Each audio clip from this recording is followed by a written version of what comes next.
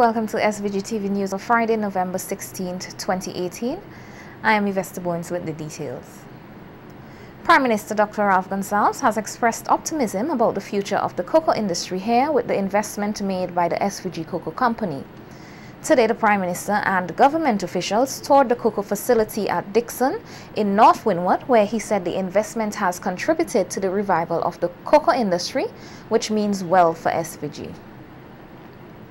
The rewards are very high because St. Vincent cocoa is premium on the market, and for a ton the cocoa company is paying $3,000 US, which is over $8,000. Of course, they get a higher price because it's the market, but they have to take into account their own set of expenses.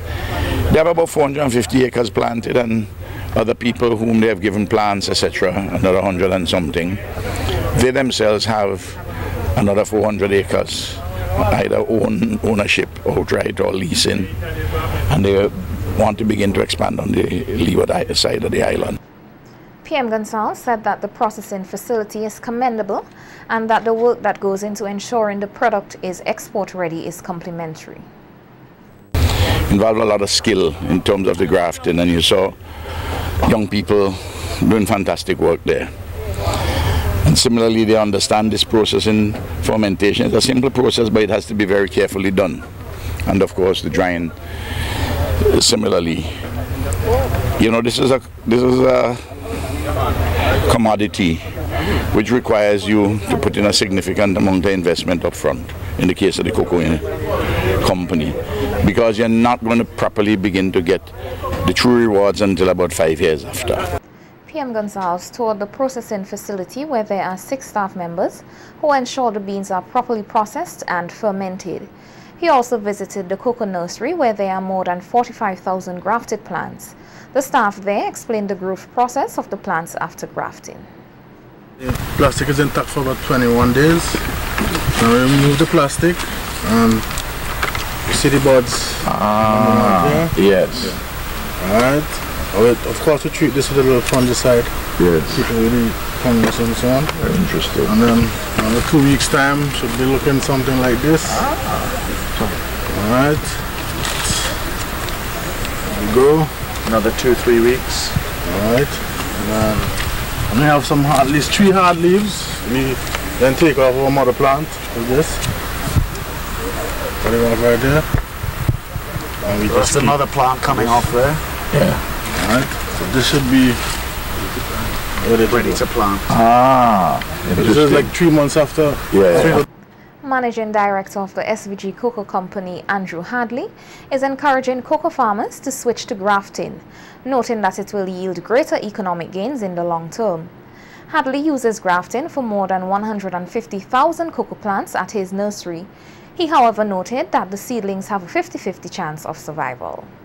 But only 50% of the trees that you plant will give you good fruit, and then the other 50% wouldn't give you fruit. Now, when you graft, you're choosing a piece of graft wood and you're grafting it onto a seedling, and so that seedling will become a clone, an identical replica of the tree that you took the graft material from. This means that if you've chosen from a tree that's bearing heavily, that has lovely big fruit, this will be replicated in all the grafts that you do from that tree. So if you plant 440 trees in an acre, 440 trees will be working for you. And so obviously your revenue will increase, which is what we want. Hadley explained how grafting can be done and listed the additional benefits to be derived from this method of farming. When you can spot a specimen tree that has good characteristics, take a piece of budwood from it and graft it onto the seedling, which will give you an identical tree. You're cloning the tree that you took the graft wood from. So with a grafted plant also, the structure of the plant changes. If you look behind you, you can see some grafted plants compared to what you guys maybe know as a normal cocoa plant, which goes up 30 feet in the air. Once you graft it, it stays low and squat to the ground, right? That means it's easy to harvest, easy to control, less likelihood of wind blowing it down. And also when you graft, the production of the cocoa comes spread through the year instead of maybe once or twice a year. So a farmer now can have cocoa coming in through the whole year, so his cash flow is spread through the year. Hadley also noted that SVG chocolate has come a long way, whereby it is now recognized internationally and is being used by reputable chefs worldwide. Our chocolate has been used by some well-known chefs in the UK. It's also been picked by Prestat, which is one of the most influential chocolate companies in the UK that has a royal warrant. In the last 2 years, we've been making the Queen's Easter egg from Vincentian chocolate. So I think that really shows that we've got some good quality stuff coming out of St. Vincent. Past president of the SVG Teachers Union, Joy Brown, has made an appeal to the current generation of teachers to do all they can to take the union forward. Brown was speaking at an unveiling ceremony held this week to honor past presidents of the union. The activity formed part of Teachers Solidarity Week, observed under the theme, "The right of education means the right to a qualified teacher." Brown also encouraged teachers to continue to elevate the profession and the union, which she said was created to fight for their rights. So I end by asking all the teachers of this current generation to take pride in the history of your union, to use it as an inspiration to move on, and to make sure that in the classroom you make your impact, as well as in the struggles for union rights and for proper wages and what other else, conditions of work and so on, which we have struggled since 1975 for that. So, Sister Wendy, thank you very much. On behalf of the past presidents, we say thank you, God bless, and continue with the struggle of the St. Vincent and the Grenadines. Teachers Solidarity Week culminates today with the annual Solidarity March and Rally held in capital Kingstown. Chief Operations Officer at the Port Authority, Carl James, said that persons collecting their Christmas barrels can expect efficiency from staff at the port. However, James said that persons must make note of the different locations during the busy season. For example, in Kingstown, the geese compound, which is normally a parking lot service during most of the year, will be converted into a barrel storage warehouse. So customers will be able to go to the geese location and retrieve their barrels. Additionally, we maintain the regular Kingstown transit shed area. So that area would also be there to facilitate the processing of barrels. In Camden Park, we have 2 sheds. The shed 2, which is inside the compound, and shed 1, which is outside the compound. So these 4 locations would be the locations that we would distribute the volumes that we get, and try to ensure that we maintain some level of efficiency and effectiveness when we distribute the barrels to customers. James also reiterated the need for persons to check with their agents and make calls before coming down to the port in Kingston or at Camden Park. Saturday, November 17, 2018 will be observed as World Prematurity Day, and nurses at the Milton Cato Memorial Hospital have been doing their part to sensitize the public on its significance. According to the World Health Organization, each year some 15 million babies in the world, or more than 1 in 10 births, are born too early. The International Health Organization further stated that more than 1 million of those babies die shortly after birth. Countless others suffer some type of lifelong physical, neurological, or educational disability, often at great cost to families and society. Staff nurse at the hospital, Latasha Lewis, told SVG-TV News that significant work has been done here to improve the survival rate of premature babies. She said the training of staff and the education of parents are part of the continuing efforts by the hospital staff and administrator to get persons more aware of this serious health problem. Most persons are not familiar or do not realize that we have a NIC, which I said before, neonatal intensive care. These are babies who are born less than 2,500 grams, right? Some of them born 25 weeks, 27 weeks. The youngest at this point we had survived born at 25 weeks, which is currently doing excellent. Okay, one, we normally have teachings in our communities, our clinics, so that the other nurses there can teach our parents to make sure that they attend their antenatal clinics, do their normal checkups, which is very important.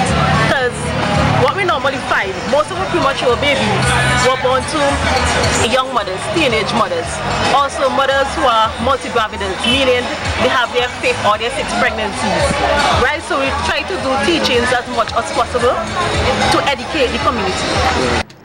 Meanwhile, pediatrician Dr. Rosemary Boyle thanked the World Pediatric Project for its continued assistance to SVG. She said their contribution of material and technical support has greatly improved the country's ability to take care of premature babies. We have been instrumental to improve the work that we do. We've been struggling with them for a long time, and then with the advent of them every 5 years ago, they have brought in a lot of innovations, equipment, ideas that we have used to improve the outcome of a lot of our babies. So actually we have been seeing better outcomes with the advent of the work of the women. They come and do a lot of training for us, train our staff, they bring in all the first ball ideas. We may not be able to implement them all the time, but at least we can use what we can here and determine what resources we have. And we are seeing results, definitely. A local dietitian is encouraging persons to take a keen interest in what they eat, as it could be detrimental to their health, particularly diabetics. Carver Weeks said that based on her experience working with persons with diabetes, once they change their diets, they can lead healthy lives. We look at 400 calories just from vegetables. So we see that the vegetables helps to keep us full. Right, so that is why research has shown, if you look at it for diabetes, high blood pressure, cancer, colon cancer in particular especially, what else? Heart, arteriosclerosis, cardiovascular disease, you name it. Most of the times they would say step up on your diet, your fruits and your vegetables in particular, right? Weeks said that a study done in 2015 showed that Vincentians are not eating much fruits and vegetables, hence the many health complications they face. Data, 5.9% were males and 4.4% were females. The majority of respondents reported consuming 1 to 2 servings, right, which was 43.3%. Followed by no fruit or vegetable consumption per day, that was 37.7%, and 3 to 4 servings, which was 13%. And there was no significant, no significant differences in terms of the age group. Weeks said exercise is also very important for diabetics, as they have to manage their weight. This month is being observed as World Diabetes Awareness Month, focusing on the family of persons with diabetes. The police here are investigating a series of incidents resulting in actual bodily harm. A news release issued today by the Police Public Relations Department states that 30-year-old farmer Uranus Cabral of Glen was yesterday arrested and charged with actual bodily harm. The police say their investigations thus far revealed that at about 10:25 a.m. on Wednesday at the family court in Kingston, Cabral allegedly assaulted a police officer by striking him on his left leg with a metal chair. In a separate incident, 36-year-old Anthony Williams of Calder and Canada is accused of inflicting grievous bodily harm on a 52-year-old mason of Diamond. The police say that at about 6:45 p.m. on Tuesday at Prospect, Williams allegedly beat the mason about his body with a wheel spanner. Both men were expected to appear before the Serious Offences Court today to answer the charge. And the police are also investigating a report of aggravated burglary and rape made by a 46-year-old self-employed of Lomans Bay against an unknown man. According to the police, at about 12:10 p.m. on Wednesday at Lomansby, the assailant, who was armed with a gun, allegedly entered the dwelling house of the complainant and stole an unknown sum of money and had unlawful sexual intercourse with the complainant.